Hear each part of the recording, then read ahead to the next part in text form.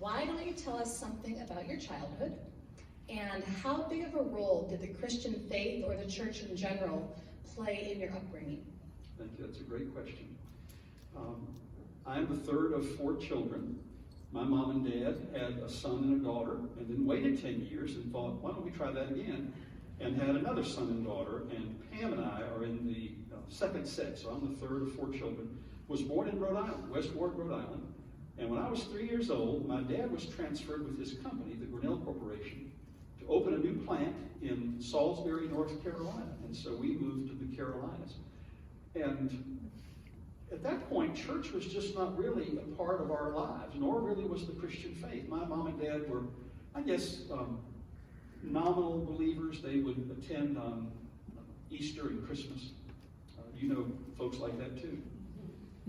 But upon moving to Salisbury, and we rented a house for 6 months while our house was being built in the Milford Hills area. And when the house was finished and we moved in, one night, a minister stopped by. His name was Worth Sweet. And he told my dad, met my dad out in the yard. He said, we are organizing a new Methodist church here in Milford Hills. Other ministers, I think, had tried with my dad by saying things like, you ought to be in church. That never worked. I don't think it works with anybody.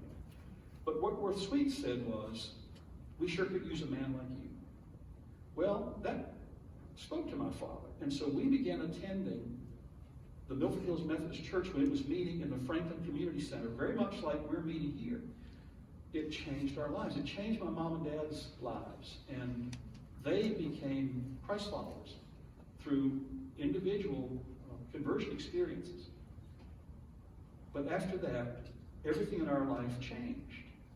And church became central to our lives. And the Christian faith became really important to us. And so that's just a little bit of the earliest days.